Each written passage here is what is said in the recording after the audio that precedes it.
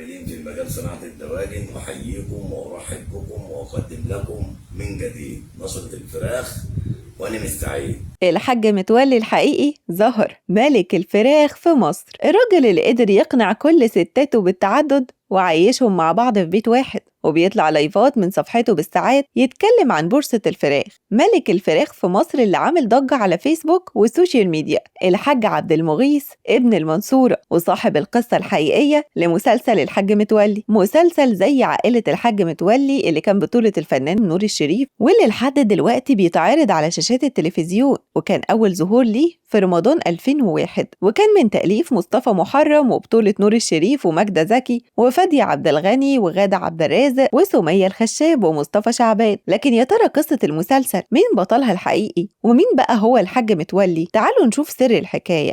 الحاج متولي الحقيقي عبد المغيث حسن اللي ظهر في الإعلان، وحكى عن قصة حياته الحقيقية اللي جسدها الفنان نور الشريف بالظبط زي ما الكتاب بيقول. وقال عبد المغيث إن من وقت المسلسل ده وهو في مشاكل عائلية كتير، وإن قبل المسلسل كانت حياته هادية، وإن المسلسل ده خرب له بيته. مش بس كده، ده كمان اعترف إنه لما اتجوز أول جوازة من مراته قعد 8 سنين من غير ما يعدد ويتجوز على مراته، وبعديها بدأ يتجوز واحدة بعد التانية، رغم إنه في البداية ما فكرش إنه يتجوز كذا مرة. ده غير إنه كان لازم يقنع كل واحدة فيهم إنه يتجوز بالتانية، يعني اتجوز برضاكم أحسن ما اتجوز غصب عنكم وتبقوا قدام الأمر الواقع. ده غير إن الحاج متولي الحقيقي عبد المغيث عمل زي ما حصل في المسلسل بالظبط، وهو إنه كان جامع زوجاته كلهم في بيت واحد، وكان لكل واحدة فيهم شقتها الخاصة بيها وبولادها. ومش بس كده، ده كمان لكل واحدة فيهم يوم واحد، وعنده 12 ابن وابنة، وكانوا عايشين في سعادة وما حسوش بأي حاجة مختلفة رغم جوازاته الكتير. ومسلسل الحاج متولي حكى كل حاجة بالتفاصيل عنه وعن شغله، غير حاجة بسيطة قوي إنه مش تاجر قماش، ده تاجر دواجن وطيور. وعلى الرغم إن المسلسل لحد دلوقتي عامل ضجة وبنحبه،